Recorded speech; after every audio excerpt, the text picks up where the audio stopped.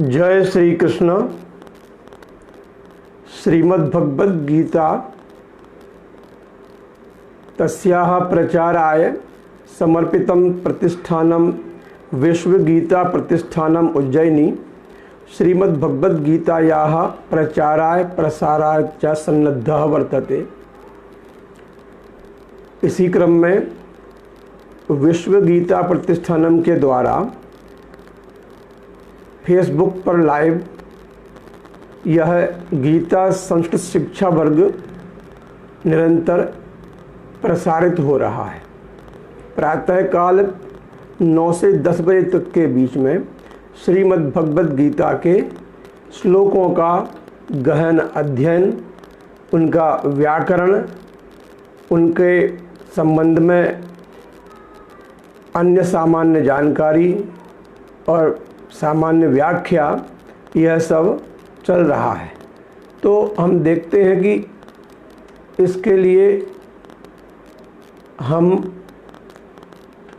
आज तक श्रीमद् भगवद गीता के 15वें अध्याय तक का अध्ययन कर चुके हैं। अब इसी क्रम में हम आज से 16वें अध्याय का आरंभ कर रहे हैं। तो आइए अब इस 16वें अध्याय का हम अध्ययन आरंभ करें। सभी लोग, सभी सुधीजन श्रीमद् भगवद गीता की पदच्छेद वाली पुस्तक लेकर विराजे होंगे। साथ में टिप्पणी पुस्तिका इत्यादि लेकर बैठ जाएं तो अच्छी बात है। और जहाँ जहाँ भी लगता है हमको, तो वहाँ हम उस पर टिप्पणी भी लिखते जाएं साथ में, जिससे कि आगे काम आ सकें। तो आइए हम ये गीता का अध्ययन आरंभ करते हैं। ओम श्री परमात्मने नमः। श्रीमद् भगवद गीता षोडशोऽध्यायः। दैवासुर संपद विभाग योगः। श्री भगवानुवाच अभयं सत्व संशुद्धिः ज्ञान योग व्यवस्थितिः दानं दमश्च यज्ञश्च स्वाध्यायस्तप आर्जवम्।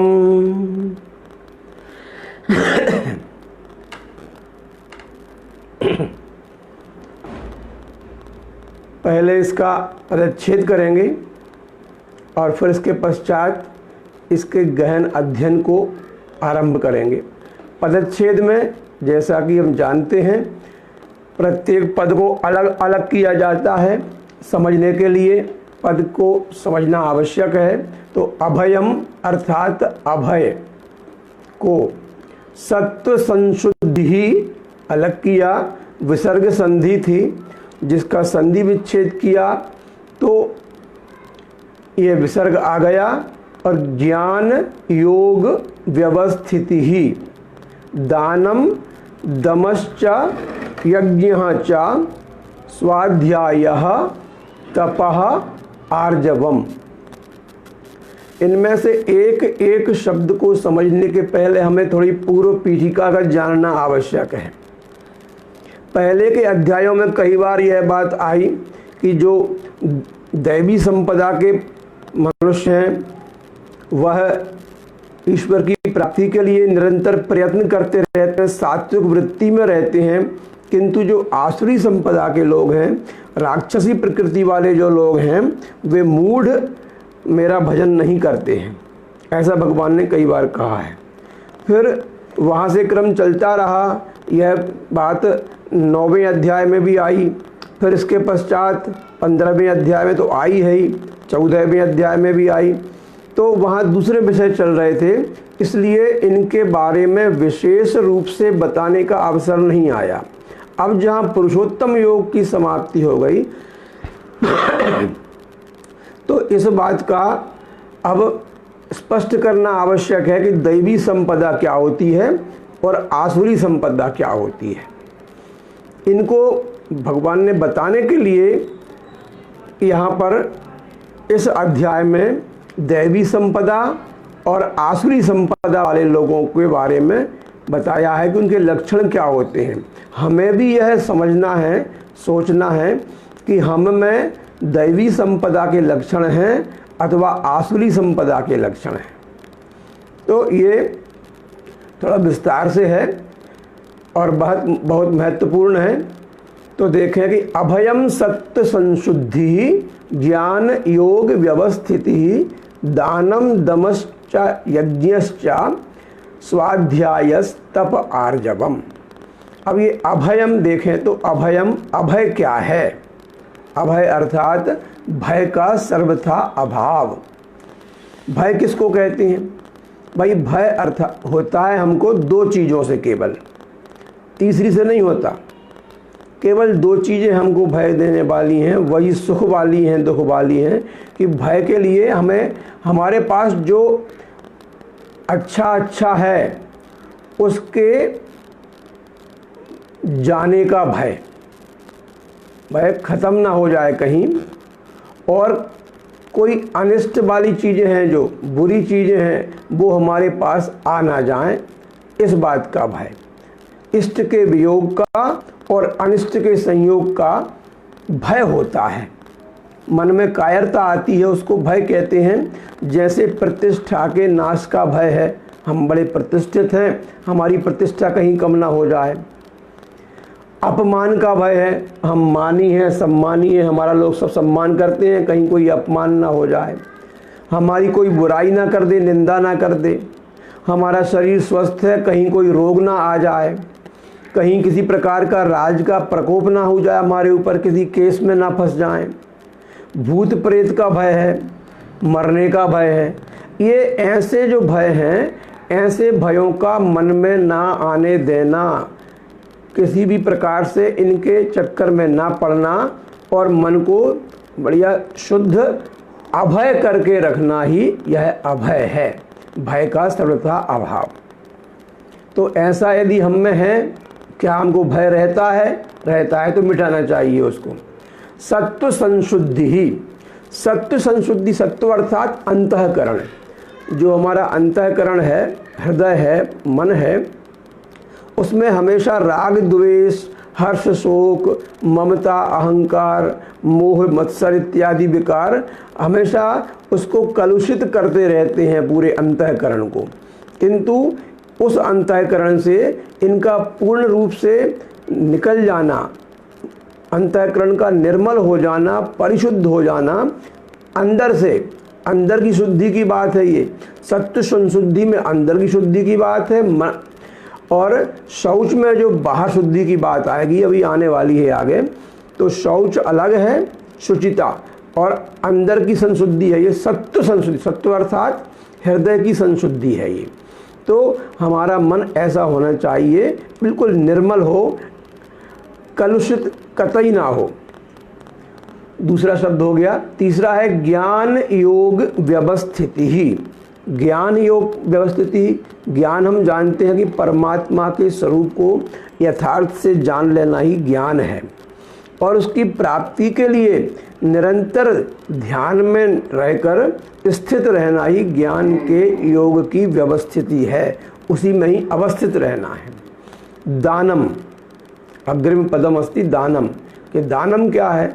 तो दानम, दान बहुत प्रकार का होता है। दान से कई बार पाप भी हो सकता है।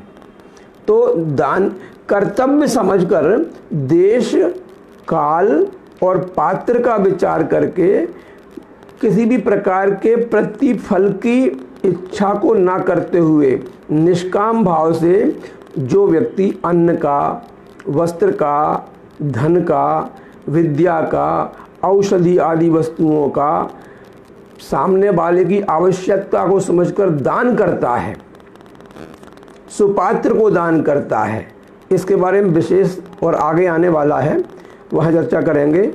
तो ये दान होता है, यही दान है। दमह, अब दमह क्या है?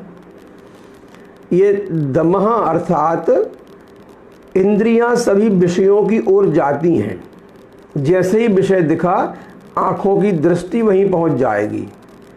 जैसे ही कोई ध्वनि इस प्रकार की सुनने में आई तो कान वह उसी ओर लग जाएंगे। त्वचा भी स्पर्श करने के लिए पहुंच जाएगी। तो सभी इंद्रियां हैं। कहीं से भी सुगंध आई तो जीव का मन करेगा कि हम जाकर उसका स्वाद ले लें।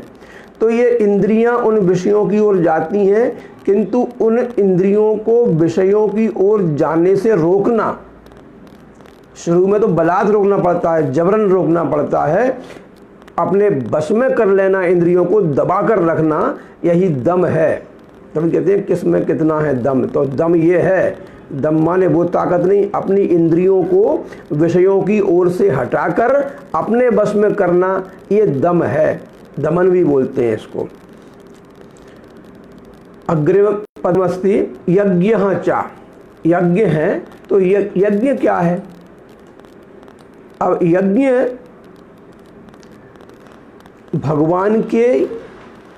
भगवान की पूजा, देवताओं की आराधना पूजा, ब्राह्मण की सेवा, ब्राह्मण की पूजा, महात्मा लोगों की, साधु संतों की पूजा, अतिथियों का सत्कार पूजा, माता पिता की सेवा और पूजा, और जो भी गुरुजन हैं हमारे बड़े लोग हैं उन सबको करना।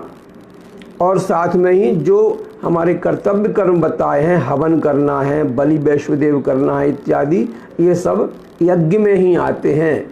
इसमें माता पिता की सेवा और पूजा भी यज्ञ में ही सम्मिलित है।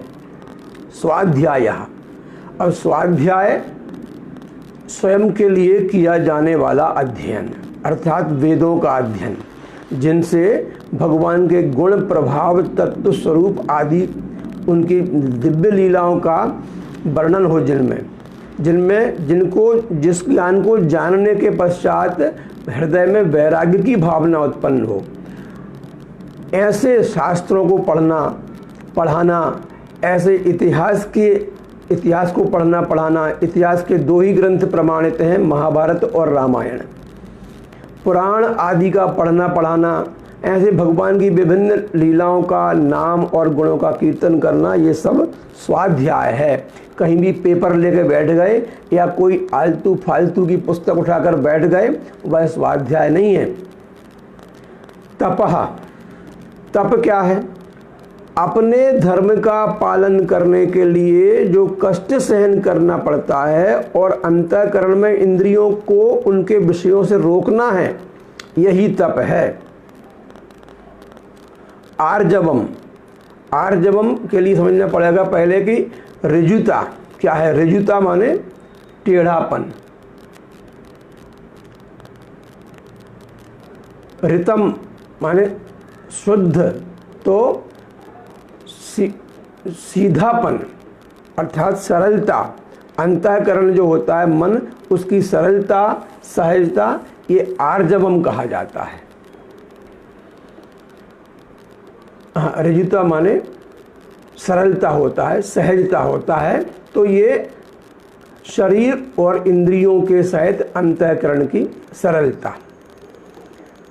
अहिंसा सत्यमक्रोध त्यागः शांतिरपैशुनम दया भूतेष्वलोलुप्त्वं मार्दवम ह्रीरचापलम। ये सब दैवी पुरुष के जो गुण हैं, दैवी संपदा वाले, वो गुणों का वर्णन चल रहा है।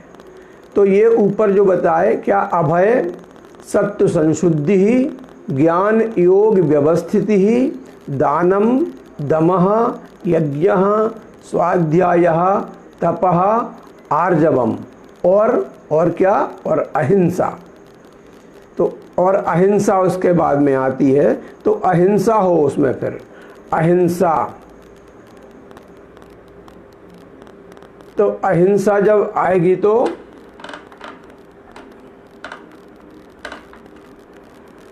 अहिंसा क्या है? अहिंसा जो है वह किसी भी प्रकार से किसी भी प्राणी को कहीं भी किसी भी अवस्था में लोभ से या मोह से या क्रोध से थोड़ी मात्रा में या अधिक मात्रा में किसी भी प्रकार का कष्ट ना तो देना और ना किसी से दिलवाना, या कोई कष्ट दे रहा है तो उसका अनुमोदन करना, ये सब हिंसा में आता है। इस प्रकार की हिंसा युद्ध है।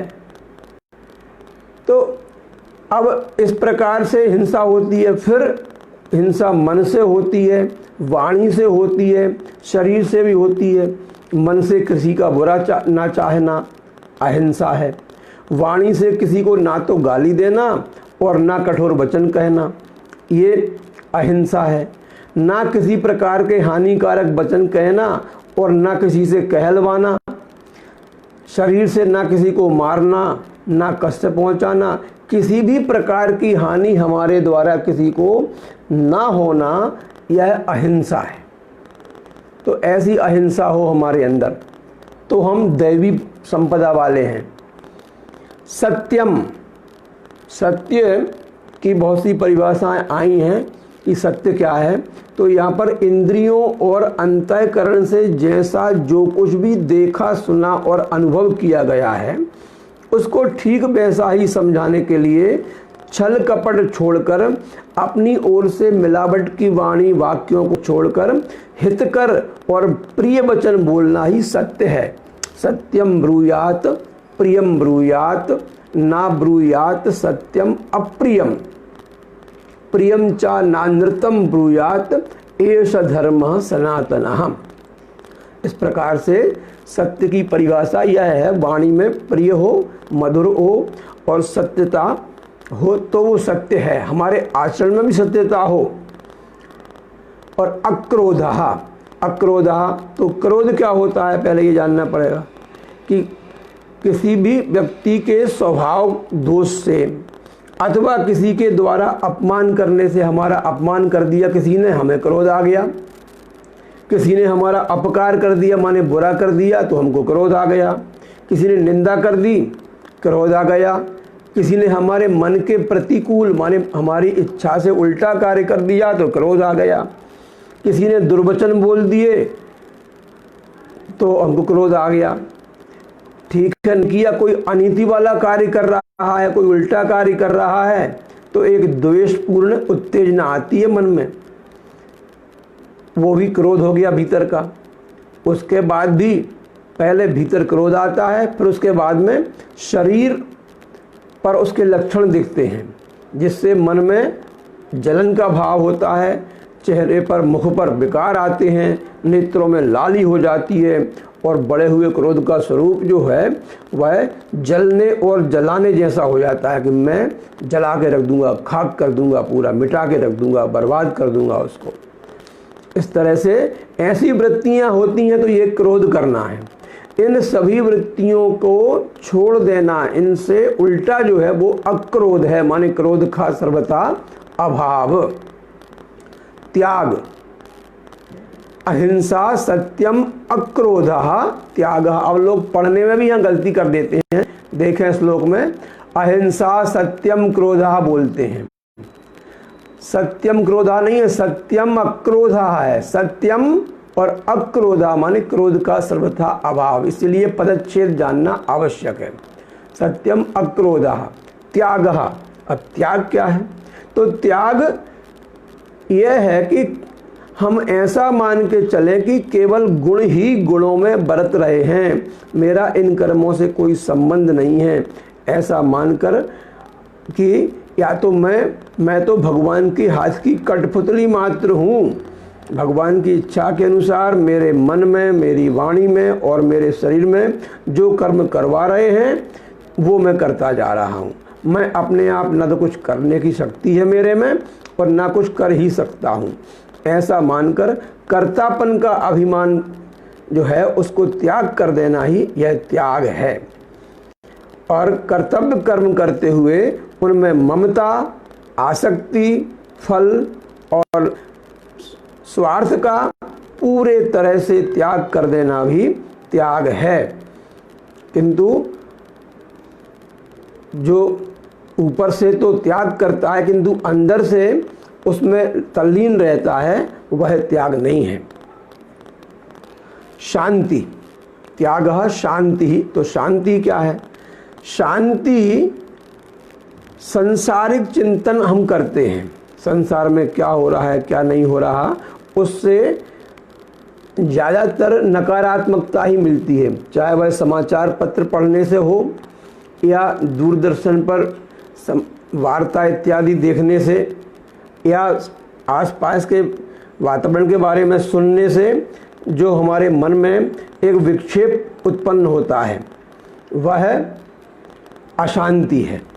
किंतु इन सब के विपरीत जो सात्विक प्रसन्नता होती है वह शांति है। तो ये शांति रहती है किसके मन में? दैवी संपदा से युक्त व्यक्ति के मन में। शांति ही अपैशुनम। पिशुनता क्या है? पिशुनता है चुगली करना, दूसरों के दोष देखना और दूसरों के दोषों को बिना किसी कारण के भी अथवा कारण उपस्थित होने पर अन्य लोगों के सामने प्रकट करना, बताना दूसरों को कि वह ऐसा बुरा है, वह इस प्रकार के उल्टे काम करता है, वह खराब है, उसकी निंदा करना, चुगली करना, इसका नाम है पिशुनता।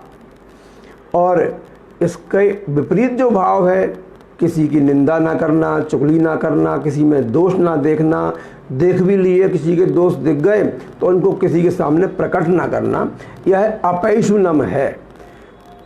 पिशुनता का सर्वथा अभाव, अपैशुनम।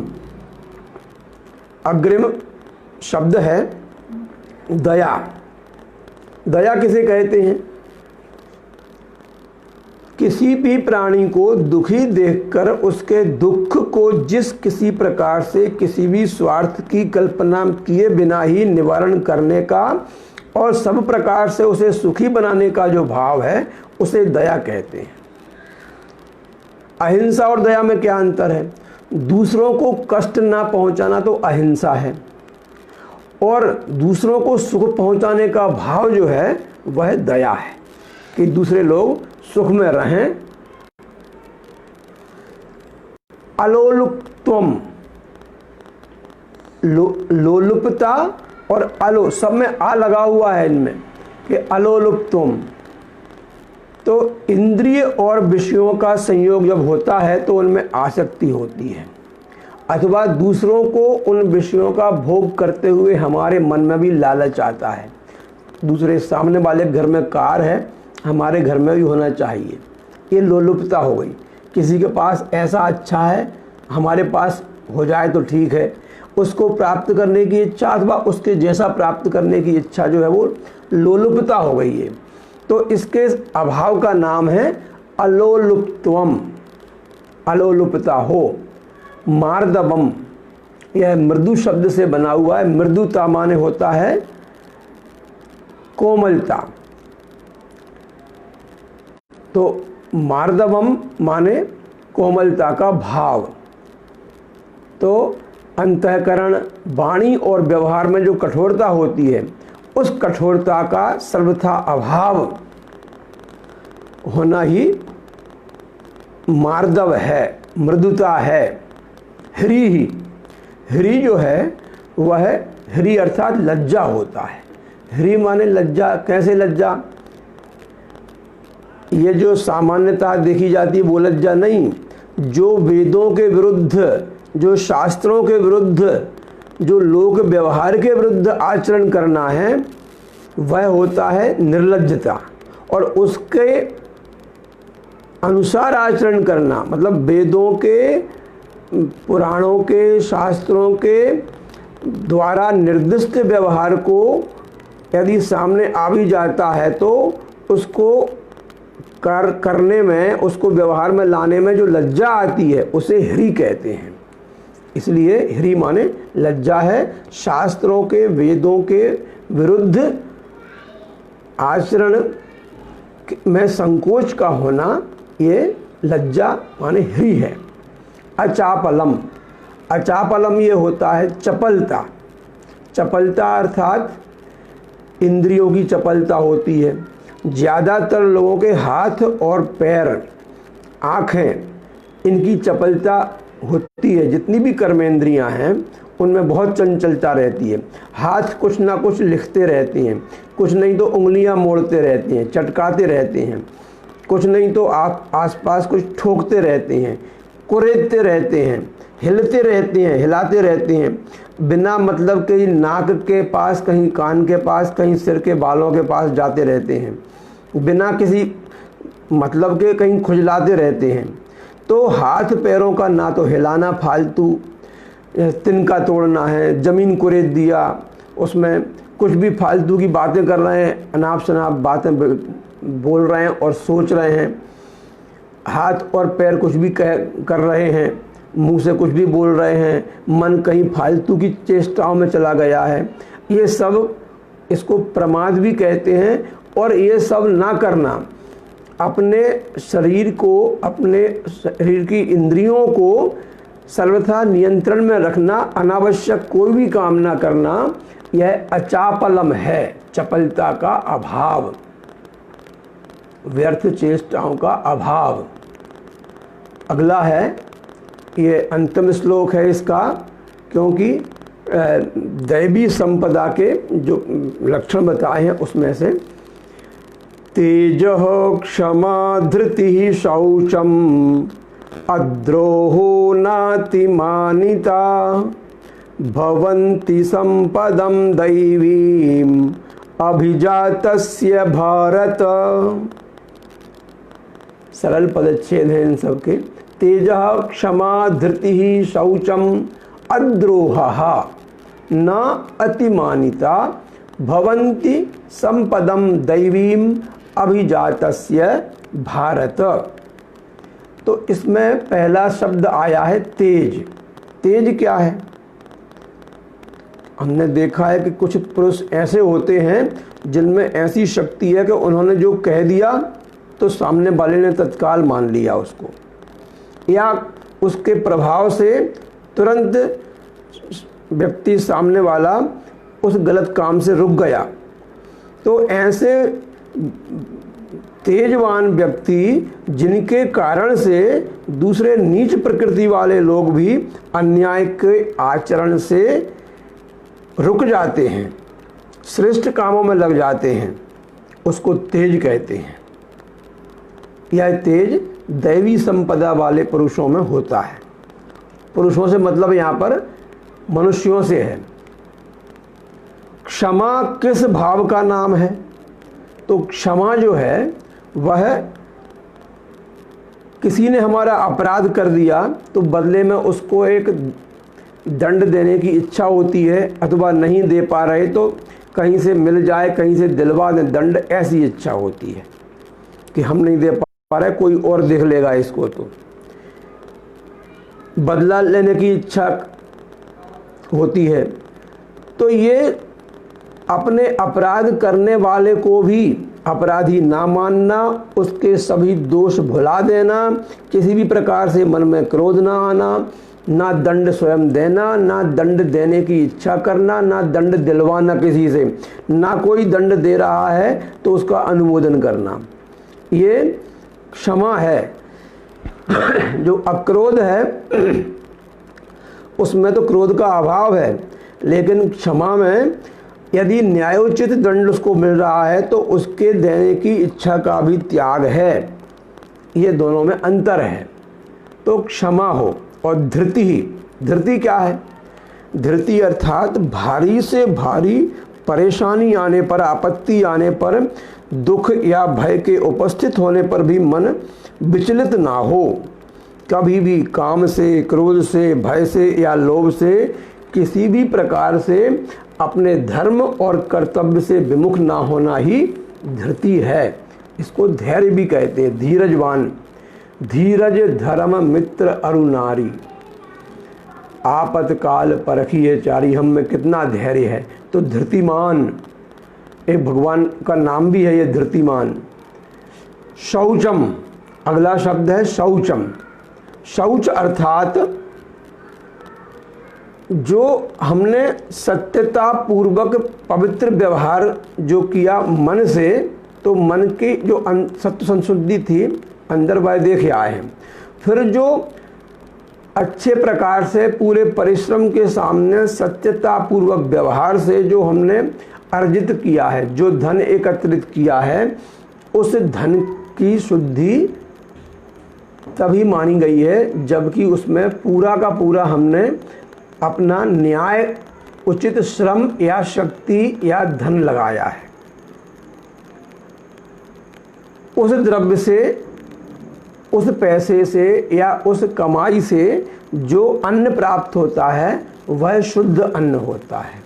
और शुद्ध आहार जब बनता है तो उसमें शुद्ध अन्न की ही भूमिका होती है। कहा है कि जैसा खाओ अन्न वैसा होवे मन।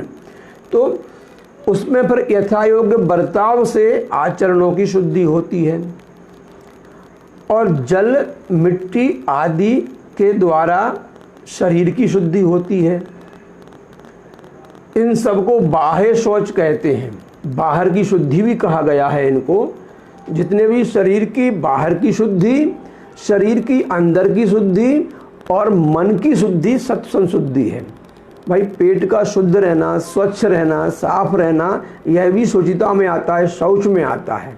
यदि पेट हमारा स्वच्छ नहीं है तो शौच की अवस्था नहीं है हमारी।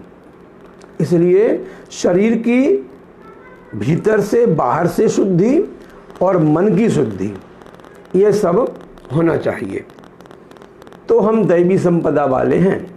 अद्रोहा, द्रोहा अर्थात द्रोह धातु से बना हुआ है। द्रोह करना अर्थात अपने साथ शत्रुता का व्यवहार करने वाले प्राणियों के प्रति द्वेष करना, इसको बोलते हैं द्रोह कहना, द्रोह करना। किंतु जो हमारा बुरा कर रहे हैं उनके प्रति भी ना तो द्वेष का भाव हो ना शत्रुता का भाव हो, इसको अद्रोह कहते हैं। और अंत में ये पद आता है एक नातिमानिता, ना अतिमानिता। यह बहुत जल्दी हमारे अंदर प्रवेश कर जाता है। इसको समझना है कि मान अर्थात मान, सम्मान, बड़ाई, यश, ये सब जब प्राप्त होते हैं व्यक्ति को तो उसकी पूजा होती है। पूजा में वो समझता है कि मैं बहुत श्रेष्ठ हो गया और अपने आप को बहुत मानी मान बैठता है, मानी। और हमेशा इच्छा होती है कि जब भी मैं जहाँ जाऊँ तो मुझे मंच मिले, मुझे माइक मिले, मुझे माला मिले, लोग मेरी पूजा सेवा करें, लोग मेरे चरण छुएं, लोग मेरी बात मानें, लोग मेरे नाम से ही दुरुस्त हो जाएं। इस प्रकार की इच्छा करना यह अतिमानिता है। और यदि इच्छा नहीं कर रहे, किसी ने वैसे ही आपका मान सम्मान कर दिया और आपको बहुत उच्च स्थान पर बिठा दिया तो आप प्रसन्न हो गए कि बड़ा अच्छा किया उनने। तो इसका भी अभाव, यदि बिना इच्छा के भी आपको यदि मान सम्मान मिला है तो वह मिलने के बाद में आप में प्रसन्नता नहीं होना चाहिए। ये अतिमानिता है। इस अतिमानिता का अभाव होना चाहिए, ना अतिमानिता हो आप में। हे भारत, दैवीम संपदम अभिजातस्य भवन्ति। ये जो गुण हैं ये दैवी संपत्ति के व्यक्तियों में होते हैं। कौन कौन से गुण एक बार फिर देखें। अहिंसा, सत्यम, अक्रोधः, त्यागः, शांति, अपैशुनम, दया, भूतेषु अलोलुप्त्वम, मार्दवम, ह्रीः अचापलम, तेजः, क्षमा, धृतिः, शौचम, अद्रोहो, न अतिमानिता। एते, ये बीच के रह गए। अहिंसा, सत्यम, अक्रोधः, त्यागः, शांति, अपैशुनम, दया, भूतेषु अलोलुप्त्वम, मार्दवम, ह्रीः अचापलम, तेजः, क्षमा, धृतिः, शौचम, अद्रोहो, ना अतिमानिता। ये 26 गुण जो हैं यह जो दैवी संपदा से उत्पन्न हुआ है उसके होते हैं। भवन्ति संपदम दैवीम अभिजातस्य भारत। हे भारत, दैवीम संपदम अभिजातस्य भवंती, दैवी संपदा को लेकर उत्पन्न होते हैं। तो ये गुण यदि हम में हैं तो हम दैवी संपदा वाले हैं, नहीं तो फिर अगर वो गुण नहीं है तो फिर ये बाद में जो आ रहे हैं ये गुण होंगे हम में, जो आने वाले हैं। अच्छा, अब ये गुण होंगे हम में। तो एक बार पढ़ते हैं श्लोक को।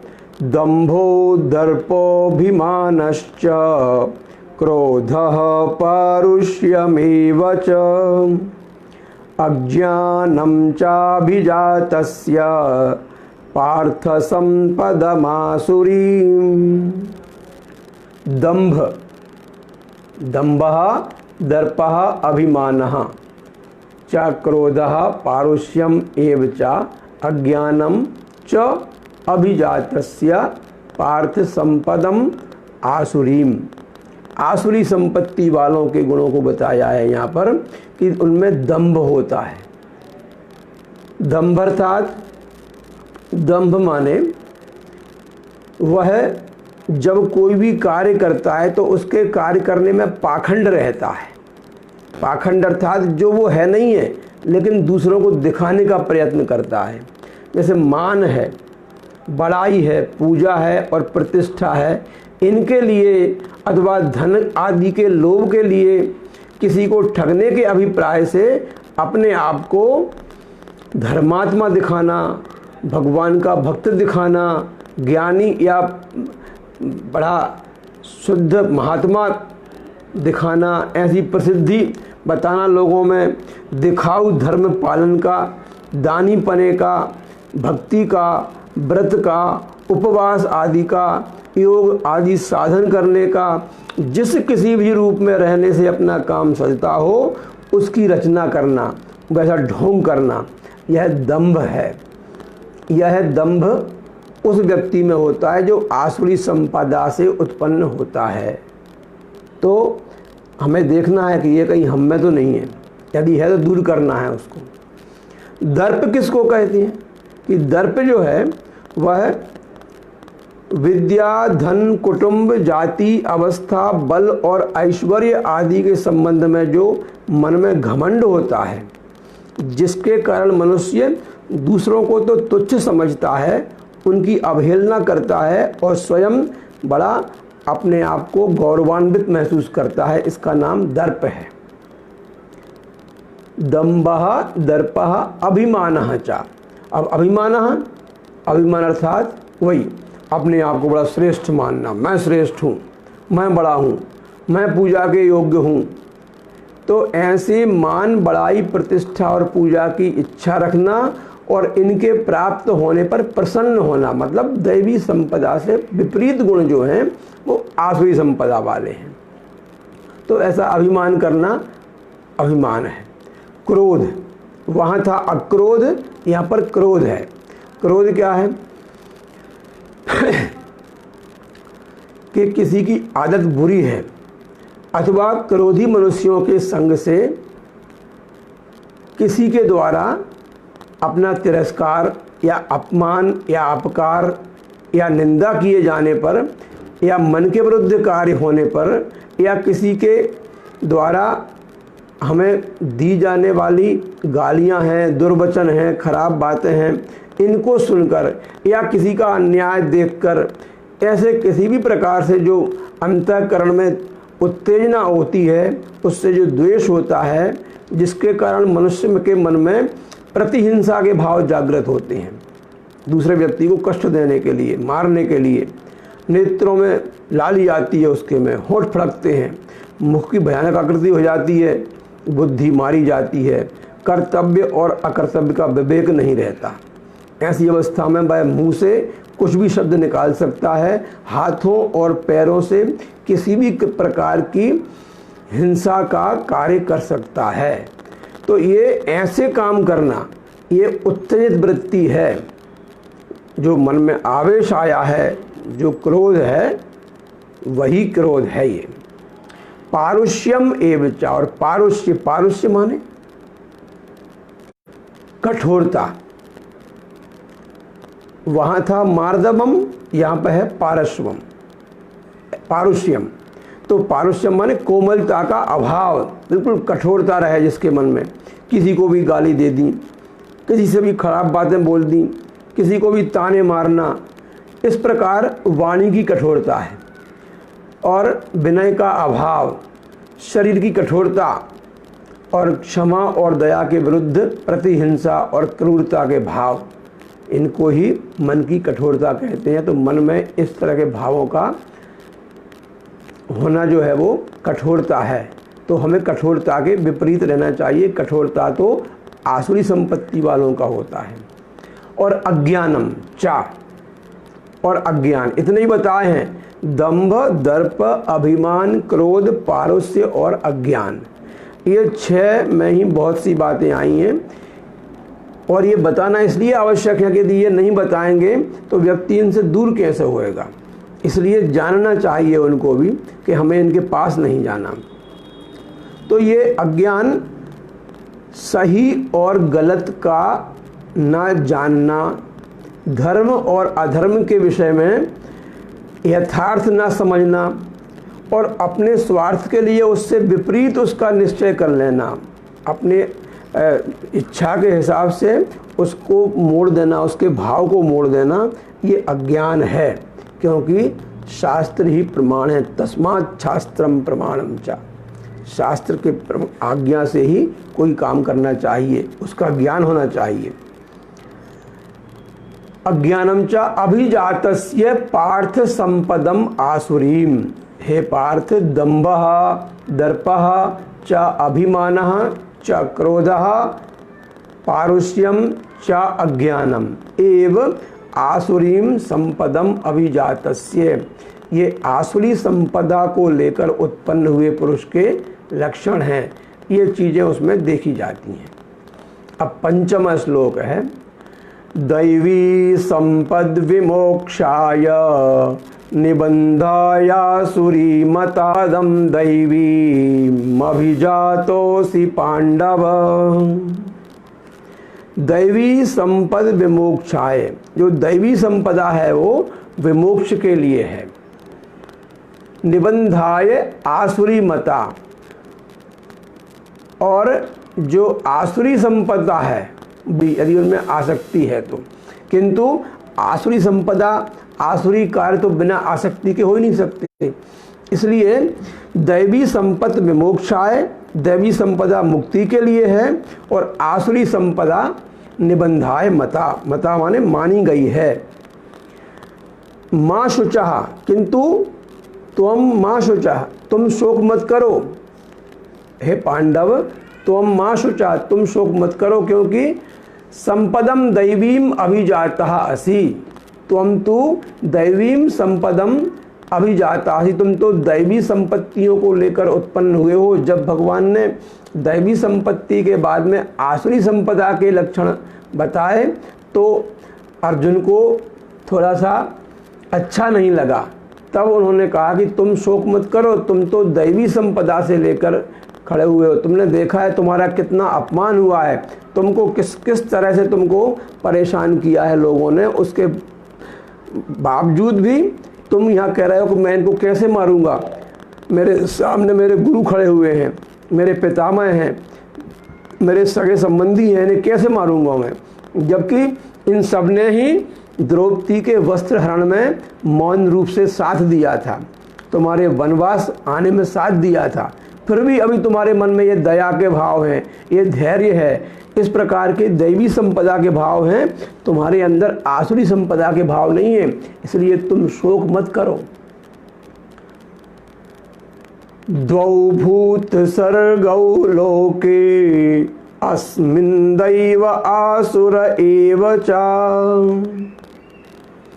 दैवो विस्तरशः प्रोक्त आसुरं पार्थ मे शृणु। द्वौ भूत सर्गौ लोकेस्मिन् दैव आसुर एव च। दैवो विस्तरशः प्रोक्तः आसुरं पार्थ मे शृणु। अब ये द्वौ भूत सर्गौ माने भूतों की सृष्टि, भूत माने प्राणियों की सृष्टि जो है वो 2 प्रकार की है। ये जो मनुष्य समुदाय भी 2 प्रकार का ही है। अब मनुष्य की बात आई, क्योंकि बाकी जो पशु पक्षी हैं, जो अज्ञानी जीव हैं, जो नीच योनियों वाले जो जीव हैं, वह नहीं जानते कि क्या दैवी है क्या आसुरी है। यदि कोई कुत्ता है तो उसको तो खाने से मतलब है, जो भी सामने मिल गया, अब वो किस प्रकार का इससे मतलब नहीं है उसको। ऐसे ही अन्य पशु पक्षी, अन्य तो ये मनुष्य के लिए बात चल रही है कि ये मनुष्य की जो सृष्टि हुई है वो दो प्रकार से है। एक तो दैवी प्रकृति वाले दैवः, और दूसरे आसुरी प्रकृति वाले आसुरः एव च। दैवः विस्तरशः प्रोक्तः, दैवः माने जो दैवी संपत्ति वाले हैं उनको मैंने विस्तरशः विस्तार से, प्रोक्तः माने कहा गया है, विस्तार से मैंने उनको कह दिया है। अब आसुरम पार्थ मे शृणु, अब जो आसुरी प्रवृत्ति वाले समुदाय के लोग हैं उनको तुम विस्तार पूर्वक मुझसे सुनिए। हे पार्थ, अस्मिन् लोके भूत सर्गौ द्वौ एव, दैवः च आसुरः। दैवः विस्तरशः प्रोक्तः, आसुरम में शृणु। अब मुझसे आसुरी प्रवृत्ति वालों के बारे में सुनिए। 16वें अध्याय का 7वां श्लोक है। प्रवृत्तिं च निवृत्तिं च जना विदुरासुराः, न शौचं नापि चाचारो न सत्यं तेषु विद्यते। प्रवृत्ति है और निवृत्ति है, ये दो चीज़ें हैं, दो तरह के स्वभाव होते हैं। इसलिए तो इनमें जो आसुरी वृत्ति वाले लोग हैं ते ना तो प्रवृत्तिम जानन्ति ना निवृत्तिम जानन्ति। प्रवृत्तिम च निवृत्तिम च जनाः न विदुः, नहीं जानते हैं के आसुराः, ये आसुराः जनाः सन्ति ते प्रवृत्तिम निवृत्तिम च न विदुः न जानन्ति, वे नहीं जानते, इसलिए कुछ भी कर लेते हैं, कैसे भी कर लेते हैं। आसुरी संपत्ति वालों के बारे में ये बताया है। उन्हें तो झूठ बोलना किसी प्रकार से भी 1% भी कष्टप्रद नहीं होता। एक वाक्य में, एक भाव को बताने में एक दिन में तो हजारों झूठ बोल जाते हैं। सत्य से कोई लेना देना नहीं है। वाणी से इसी प्रकार के अनाप शनाप शब्द निकालते रहते हैं। मन से भी वैसे ही विचार आते रहते हैं कि वह कब किस प्रकार से वह अपना स्वार्थ सिद्ध करें, कैसे दूसरों को बेवकूफ़ बनाएं, इस प्रकार की वृत्ति होती है उनमें। ना शौचम भवति, ना शौच है जो बताई है पहले ऊपर जो आई है, शौच का भाव, सत्य संशुद्धि तो होता ही नहीं है। ना शरीर की शुद्धि है बाहर से, ना भीतर से है, और ना चापी आचार, और ना उनमें आचार होता है। आचार अर्थात आचरण करना, शुद्धि का कोई आचरण कि हम जो कर रहे हैं वह सामने वाला व्यक्ति क्या समझ रहा है उसके बारे में नहीं, कोई मतलब नहीं है। उनको तो ये भी नहीं पता कि हम जो आचरण कर रहे हैं, घर में बैठकर हम मदिरा पान कर रहे हैं, तो इसका प्रभाव हमारे बच्चों पर क्या पड़ेगा। चाहते हैं कि बच्चा हमारा ना करे ये, लेकिन फिर भी आचार में वो चीज़ नहीं ला पाते। तो ये आसुरी वृत्ति के लोग हैं। ना शौचम ना अपि च आचारः न सत्यम तेषु विद्यते, उनमें ये कुछ नहीं होता है। आसुराः जनाः प्रवृत्तिं च निवृत्तिं च न विदुः, तेषु न शौचम भवति न आचारः भवति च न सत्यम अपि विद्यते, और सत्य तो होता ही नहीं है उनमें। आजकल तो ये सब फैशन बन गया है कि बस धार्मिक ग्रंथों के ऊपर हाथ रख के सौगंध खाओ और फिर उसके बाद पूरे जीवन झूठ बोलते रहो। पूरे कर्तव्य जब तक आपके हाथ में है उस समय तक झूठ का बर्ताव करते रहो, सब दिखावा करते रहो, पाखंड करते रहें, ढोंग करते रहें। यही इसी में सब लोग प्रसन्न हैं। अग्रिमा श्लोकः असत्यम प्रतिष्ठन्ते जगदाहुरनीश्वरम् अपरस्पर संभूतम किमन्यत् कामहैतुकम् और वो केवल इतने ही नहीं है, वह तो इससे और भी आगे हैं कि ऐसे व्यक्ति बोलते हैं कि असत्यम अप्रतिष्ठितम जगत अनीश्वरम जगत, यह जगत जो है वो अनीश्वर है, बिना किसी प्रकार के ईश्वर के ही यह उत्पन्न हुआ है।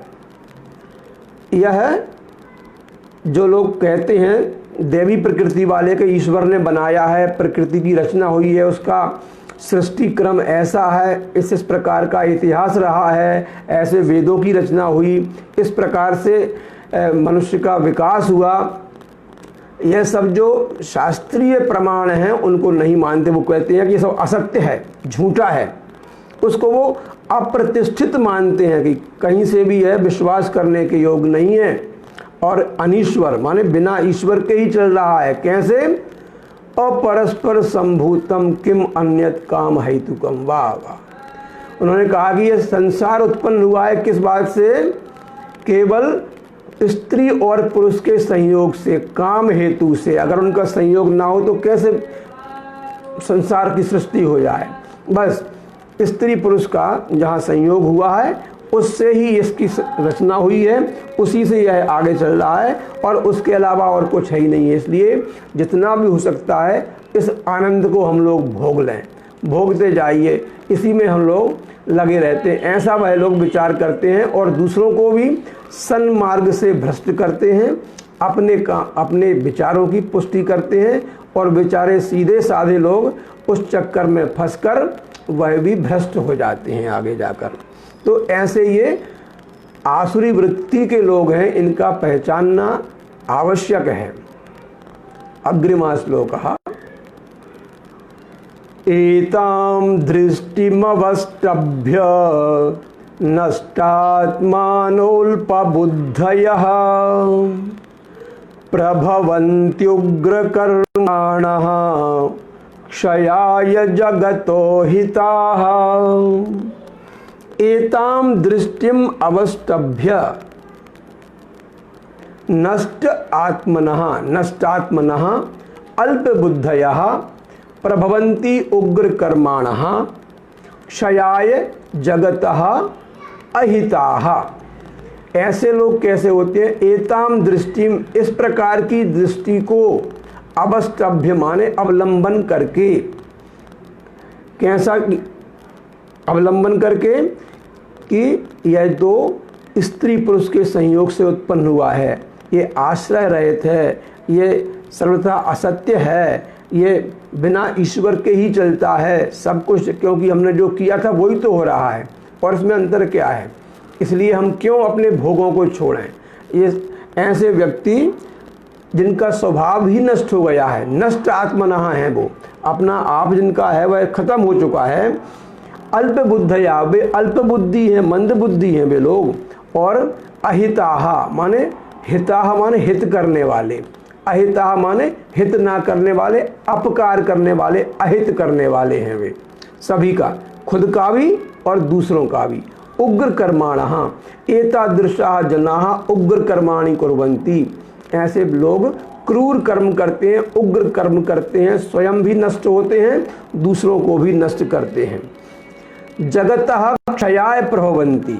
ऐसे उग्र कर्माणः जनाः जगतः क्षयाय प्रभवन्ति, संसार के नाश के लिए ही पैदा होते हैं। जब भी आते हैं, जो भी करते हैं, इनसे केवल संसार का नाश ही होता है, सद्वृत्तियों का नाश होता है। सभी प्रकार से ये लोग आसुरी वृत्ति वाले हैं।